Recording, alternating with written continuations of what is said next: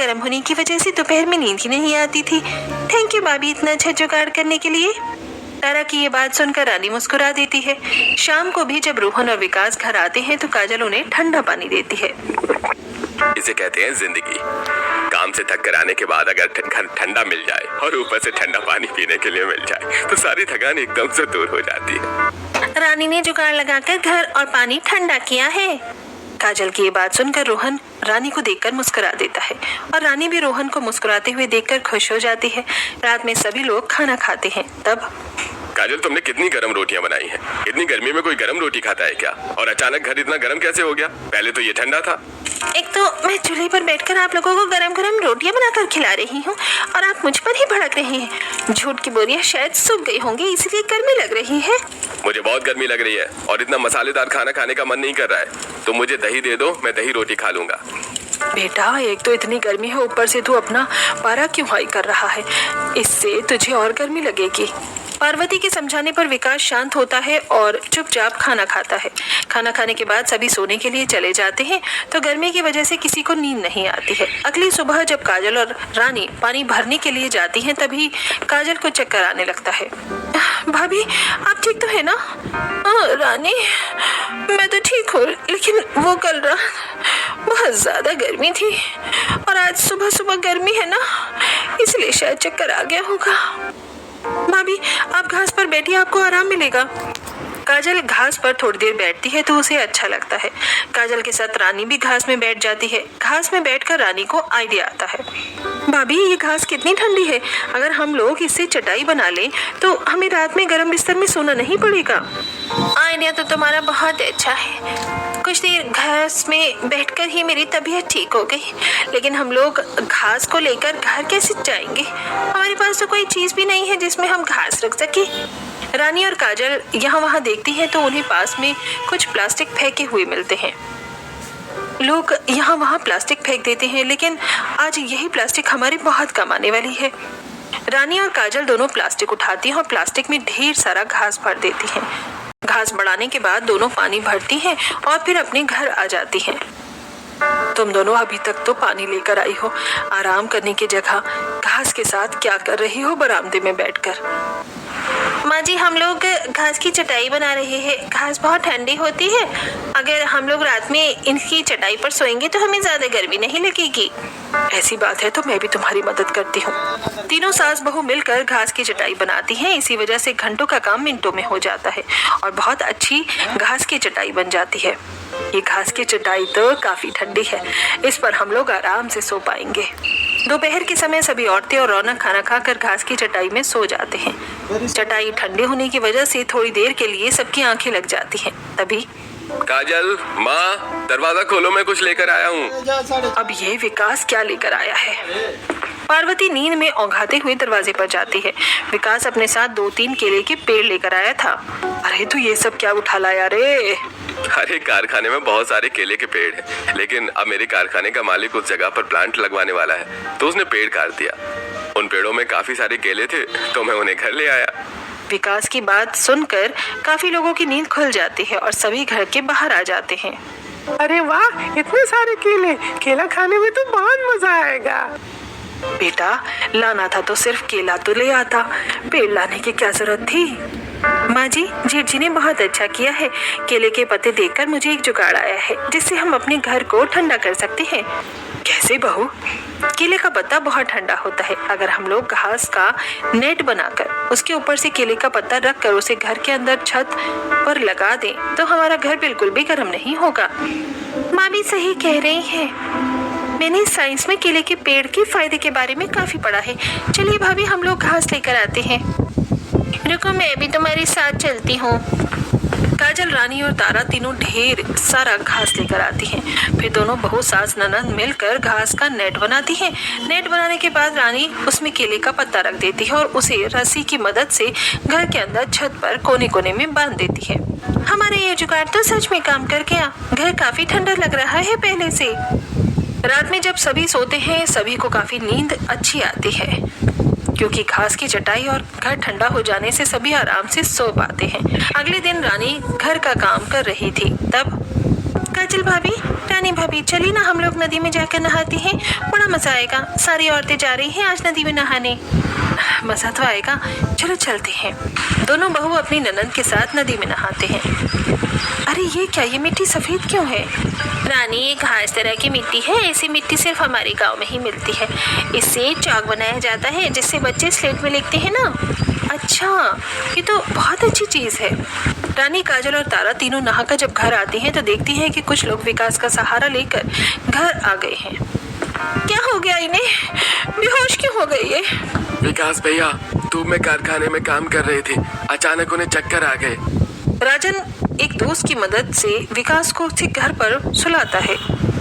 आप लोग इतनी गर्मी में कैसे रहते हैं? शायद विकास भैया को लू लग गई है। मालिक ने कहा है जब तक उनकी तबीयत पूरी तरह ठीक नहीं होती वो काम पर ना आए। ऐसी तबीयत खराब होने से कोई एक्सीडेंट भी हो सकता है ना। इतना कहकर राजन चला जाता है। काजल रोहन के चेहरे पर पानी छिड़कती है। तारा, जल्दी से खिड़की खोल और रानी तू जाकर राशन की दुकान से गोंद, कतीरा और सब्जा नीड्स लेकर आ। ये लू भगाने के बहुत फायदेमंद होते हैं। तारा खिड़की खोलती है लेकिन उसे गर्म हवा आ रही थी। माँ, खिड़की खोलने का कोई फायदा नहीं है, खिड़की से गर्म हवा आ रही है। खिड़की से गर्म हवा आते देखकर काजल जूट की बोरियों को पानी में भिगाकर खिड़की में टांग देती है। अब खिड़की से ठंडी हवा आएगी। रानी पार्वती से पैसे लेकर राशन की दुकान पर जाकर गोंद, कतीरा और सब्जा सीड्स लेती है। जूट की बोरियां तो जल्दी सूख जाएंगी। खिड़की से गर्म हवा रोकने के लिए ऐसा कोई और जुगाड़ लगाना पड़ेगा। ये सब सोचते हुए रानी आ रही थी, तभी उसकी नजर उसके पड़ोस में रहने वाली औरत पर जाती है। ये मिट्टी के मटके से खिड़की क्रॉस वेंटिलेशन बना सकती हूँ। रानी अपने पड़ोसी के पास जाती है। चाची, क्या आप मुझे कुछ टूटे हुए मटके दे सकती हैं? हाँ बेटा, वहाँ टूटे हुए मटके रखे हैं, तुझे जितने मटके चाहिए तू ले जा। वैसे भी तू पार्वती की बहू है, उसकी बहू तो मतलब मेरी बहू। रानी अपने साथ 5-6 मिट्टी के मटके लेकर आ जाती है। बहू, मैंने तुझे सामान लाने के लिए भेजा था और तुम ये मटके क्यों लेकर आई हो?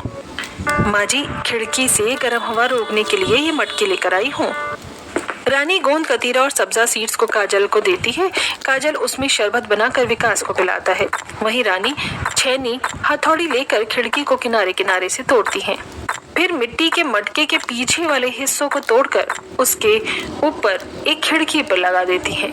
वो मटके के मुंह को अंदर और नोच वाले हिस्से को बाहर दिखाती हैं और मटका के बीच में मिट्टी भर देती हैं। भाभी, ये मिट्टी कहाँ से आई? ये मिट्टी तो मैं विमला चाची के घर से लाई हूँ, पर हमारी नदी की ही मिट्टी है। रानी मिट्टी लगाकर अच्छे से खिड़की में मटका फिट कर देती है। रानी जैसे ही खिड़की के पास से हटती है, खिड़की से ठंडी ठंडी हवा आने लगती है। खिड़की से इतनी ठंडी हवा आ रही है, बस अब किसी तरह अगर हमारा घर ठंडा हो जाए तो हमारी सारी मुसीबतें दूर हो जाएंगी। रानी भाभी, मैंने सुना है सफेद मिट्टी बहुत ठंडी होती है। आप खिड़की में लगाने से वो इतनी ठंडी हवा दे सकती है, तो अगर हम ये मिट्टी घर में लगा दें तो पूरा घर ठंडा हो जाएगा। मेरी ननद तो काफी होनहार है, क्या आइडिया दिया है तुमने। चलो नदी के पास से मिट्टी लेकर चलते हैं। भाभी, आप भी हमारे साथ चलिए, काम जल्दी हो जाएगा। तीनों नदी के किनारे कुदाल और लोहे का गमला लेकर जाती हैं। नदी के किनारे ठंडी हवा चल रही थी लेकिन धूप बहुत तेज थी। इतनी कड़ी धूप में मिट्टी खोदने में तो हमारी हालत खराब हो जाएगी। तारा, ये बस एक बार की मेहनत है, एक बार ये जुगाड़ काम आ जाए तो फिर हमारा घर बर्फ की तरह ठंडा हो जाएगा, इसलिए हिम्मत मत हारो। तीनों मिलकर कड़ी धूप में नदी के किनारे से मिट्टी निकालकर गमले में रखती हैं और फिर गमले को उठाकर सर पर रखकर घर ले जाती हैं। धूप में मिट्टी लाकर तुम लोग थक गए होगे, एक काम करो, पहले गोंद कतीरा का शरबत पी लो, फिर बाकी का काम कर लेना। तीनों शरबत पीती हैं और फिर पूरे घर को मिट्टी लगाना शुरू करती हैं। तारा और काजल मिलकर घर के दीवारों में मिट्टी लगाती है और रानी छत पर मिट्टी की मोटी मोटी लेयर लगाती है। शाम तक तीनों अपना काम खत्म कर लेती हैं। रानी छत के ऊपर 7-8 मटके में पानी भरकर उसे केले के पत्ते से बांधकर उसमें छोटा सा छेद करके छत के ऊपर रख देती है। ये क्या कर रही हो? इस तरह मिट्टी ठंडी रहेगी। काम खत्म करके सभी नीचे जाती हैं। वो बचे हुए मटके में कद्दू के बीज और मनी प्लांट लगाती हैं। हर दिन रानी पौधों में पानी देती है जिससे उनके बेल निकल आती है और वो दीवार पर फैल जाती है। राहुल के ससुराल के लोग उसे जुगाड़ से बहुत खुश थे। घर तो सचमुच बहुत ठंडा हो गया है। जुग जुग जियो मेरी बच्ची। रात में रोहन जब घर आता है तो खुशी से रानी को गले लगा लेता है। रानी मुझे माफ कर दो, मैंने कभी तुम्हारे प्यार को नहीं समझा। हमेशा तुम्हें यही कहा कि तुम इस गरीबी में कैसे रहोगी, लेकिन मैं गलत था। मुझे मेरी गलती समझ आ गई। प्यार सच्चा हो तो इंसान कहीं भी रह सकता है। क्या कह रहे हो जी? छोड़ो, सब देख लेंगे। रानी तुम्हें पता है मेरे दोस्त की अभी शादी हुई। वो भी हमारी तरह गरीब है और उसकी शादी गरीब घर की लड़की से हुई। लेकिन शादी के 1 हफ्ते बाद ही वो मेरे दोस्त को छोड़ के चली गई। लेकिन तुमने मेरा साथ कभी नहीं छोड़ा, उल्टा तुमने मेरे गरीब खाने को ठंडा कर दिया।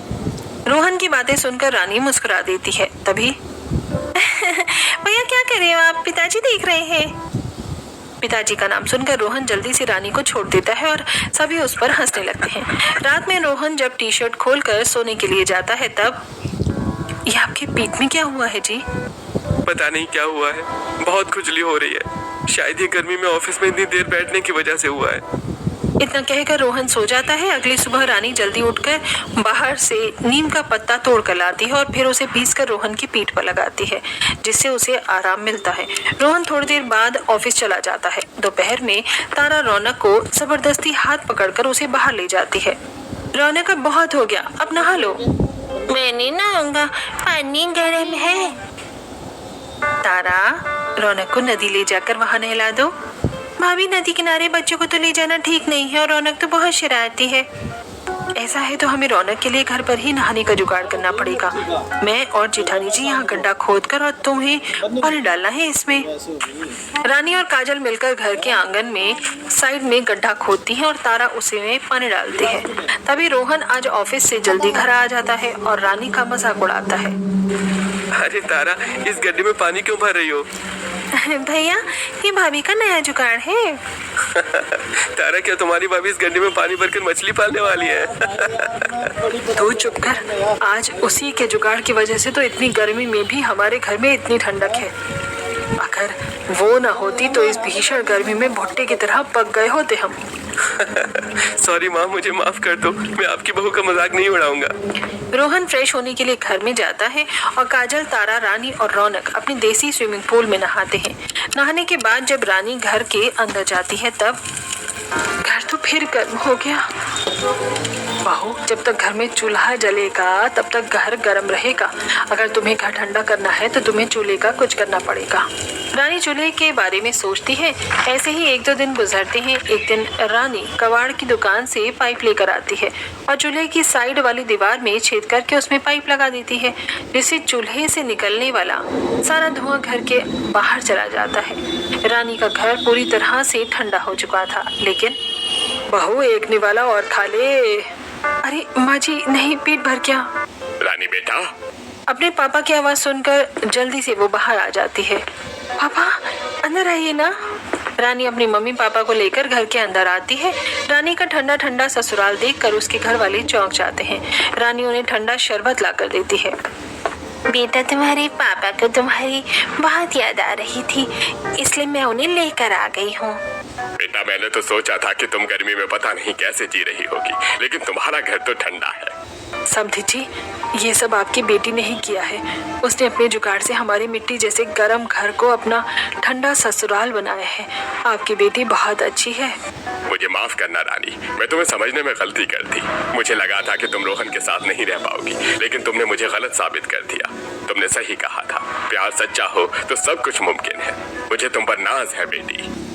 राजेंद्र की बात सुनकर रानी बहुत खुश होती है और अपने पिता को गले लगा लेती है। रानी के पिता उससे मिलने के बाद अपने घर चले जाते हैं और रानी अपनी ठंडी ससुराल में खुशी से रहती है।